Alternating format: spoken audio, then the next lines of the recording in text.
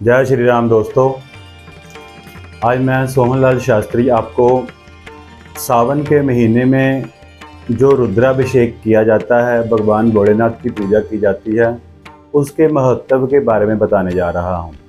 क्योंकि आपने कई बार देखा होगा कि भगवान भोलेनाथ की पूजा हो रही होती है और उसमें विशेष जो मंत्र है वो उच्चारण किया जा रहा होता है और उसमें जल का अभिषेक, जो कच्चा दूध होता है उसको जल में डालकर और एक श्रृंगी होती है उनसे उनका अभिषेक किया जाता है। अभिषेक कहते हैं जो जल की धारा भगवान भोलेनाथ की पिंडी के ऊपर पड़ रही होती है, उन्हीं का ही वो अभिषेक कहा जाता है।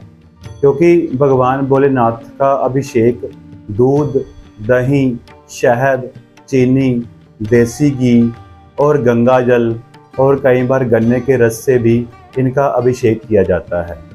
तो आज हम इसी के बारे में बात करेंगे कि सावन के महीने में और शिवरात्रि के दिन में और विशेष करके सोमवार को इन दिनों में भगवान भोलेनाथ की पूजा की जाती है और इनको हम स्पेशल या विशेष करके रुद्राभिषेक पूजा कहते हैं।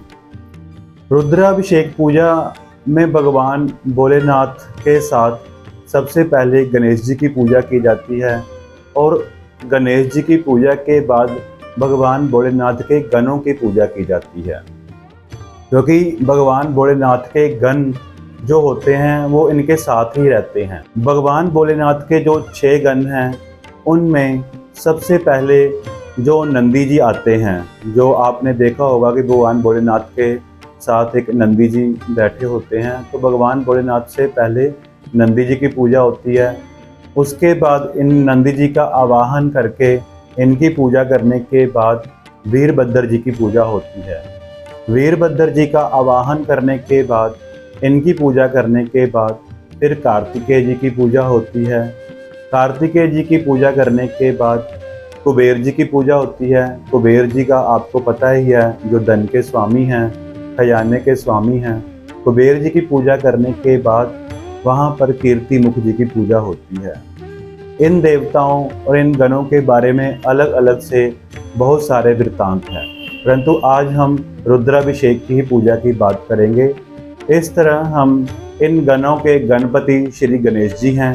तो गणपति जी की पूजा करने के बाद, गणों की पूजा करने के बाद फिर अपने अंग पवित्र किए जाते हैं। क्योंकि भोलेनाथ की पूजा करने के से पहले अपने अंगों को पवित्र किया जाता है। जैसे छोटे अंग छड़ंग न्यास कहते हैं, नहीं तो सारे शरीर के अंग भी इन शुद्ध करके फिर भगवान भोलेनाथ की पूजा होती है। और भगवान भोलेनाथ से आवाहन किया जाता है कि हे भोलेनाथ जी, आप मेरे घर पे आएँ या मेरे द्वार, जहाँ भी आप पूजा पर बैठे हुए हैं वहाँ पर ही आप आवाहन कर सकते हैं कि आप मेरी पूजा स्वीकार करें। मैं आपकी ये रुद्राभिषेक पूजा कर रहा हूँ, आप मेरे घर में धन संपत्ति दें। क्योंकि पूजा 2 तरह की होती है, एक कामनाओं वाली, एक निष्काम वाली। अगर आप पूजा निष्काम कर रहे हैं फिर आपको कुछ मांगने की जरूरत नहीं है, और अगर आप कामना से पूजा कर रहे हैं तो आपको संकल्प करके उस दिन का दिनवार और अपना गोत्र नाम उच्चारण करके तो वो कामनाएं अपनी लिख के फिर भगवान भोलेनाथ की पूजा की जाती है। तो फिर भगवान भोलेनाथ की पूजा जो होती है, फिर अपने अंग पवित्र करने के बाद शिव जी को गंगा जल से, शुद्ध जल से नहलाया जाता है।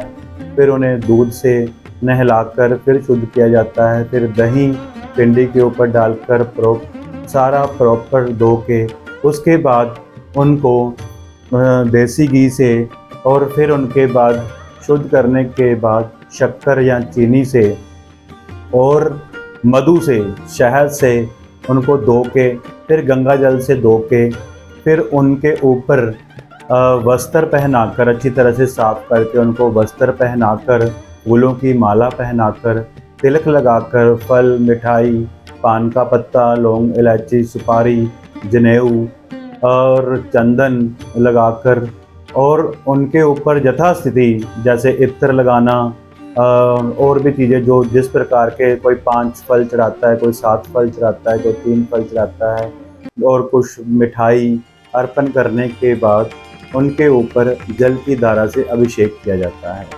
और वस्त्र वगैरह पहना के उनको फिर उनको ऊपर से अभिषेक किया जाता है। अभिषेक श्रृंगी से होता है और उनमें से फिर स्पेशल यजुर्वेद के मंत्रों का उच्चारण किया जाता है। यजुर्वेद के मंत्रों का उच्चारण सभी से नहीं होता, लेकिन कुछ विद्वान इसका बड़ी अच्छी तरह से उच्चारण करके पूजा करते हैं।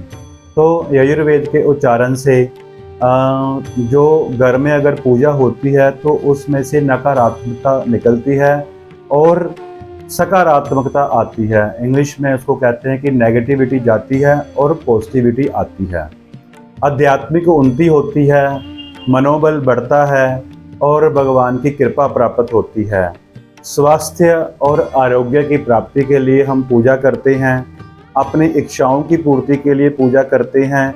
जो दुष्ट शक्तियां हैं घर में, या नकारात्मक शक्तियां हैं, इनको दूर करने के लिए हम भगवान भोलेनाथ की पूजा करते हैं और दुष्ट शक्तियों से हमारी रक्षा हो, ऐसी हम भगवान भोलेनाथ की पूजा करते हैं, क्योंकि इससे आध्यात्मिक विकास होता है और हमारे घर में एक सकारात्मकता आती है। और इस तरह से हम भगवान भोलेनाथ की पूजा करके हम अपने लिए इच्छाओं की पूर्ति और परिवार की उन्नति के लिए हम उनसे वर मांगते हैं। इस तरह भगवान भोलेनाथ की पूजा अच्छी तरह करने के बाद उनके ऊपर भगवान भोलेनाथ जी का मनपसंद चीज़ें जैसे बेलपत्र, भांग, धतूरा, आक के पत्ते, इन सभी को चढ़ाया जाता है। और इनको चढ़ाने के बाद फल मिठाई चढ़ाने के बाद मिष्ठान वगैरह चढ़ाने के बाद इनकी फिर पूजा की जाती है।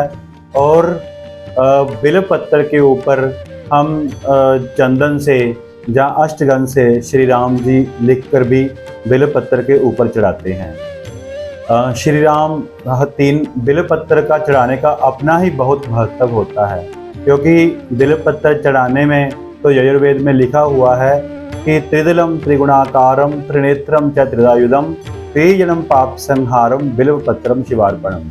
इसका मतलब यह है कि त्रिदलम जो पत्ता 3 पत्तों वाला है, त्रिगुणाकारम ये 3 गुणों जो हमारे अंदर गुण होते हैं, तामसिक, राजसिक और सात्विक, इन तीनों को ही ये समृद्ध करके, और बिल्वपत्र जो होता है भगवान के शीश पर जो चढ़ाता है, त्रिदलम त्रिगुणाकारम त्रिनेत्रम च त्रिदायुधम, अपने त्रिनेत्र भगवान भोलेनाथ के हैं, उनमें त्रिगुणाकारम त्रिनेत्रम बिल्वपत्रम शिवार्पणम, जो सिर भगवान शिव के ऊपर चढ़ाता है उसके 3 जन्म के पाप, 3 जन्म पाप संहारम बिल्वपत्रम शिवार्पणम, 3 जन्मों के पाप का संहार होता है अगर आप श्रद्धा से भगवान भोलेनाथ के ऊपर बेल चढ़ाते हैं, बिल्वपत्र चढ़ाते हैं। और श्री राम जी लिखकर तो इसकी और ज़्यादा पुण्य बढ़ जाता है। तो इस तरह पूजा करने के बाद रुद्री का पाठ होता है यजुर्वेद के मंत्रों से। उसका पाठ करने के बाद भोलेनाथ की आरती, पुष्पांजलि वगैरह सारा कुछ करने के बाद इनकी तो प्रसाद बांटा जाता है। भोलेनाथ के में ऊपर जो जल चढ़ाया होता है उसका चरणामृत दिया जाता है, मुझ कपूर से आरती की जाती है। तो इस तरह विधि विधान से जब हम रुद्राभिषेक की पूजा करते हैं तो हमारे घर में कामनाएं पूर्ण होती हैं। तो इस तरह भगवान भोलेनाथ की आप सावन में पूजा करें या करवाएं। अगर आप करवा सकते हैं तो भगवान भोलेनाथ जी की पूजा जरूर करवाएं, इससे मन इच्छाएं पूर्ण होती हैं और नकारात्मक घर से दूर होती है। तो इसीलिए भगवान भोलेनाथ की पूजा होती है। जय शिव शंकर भोलेनाथ।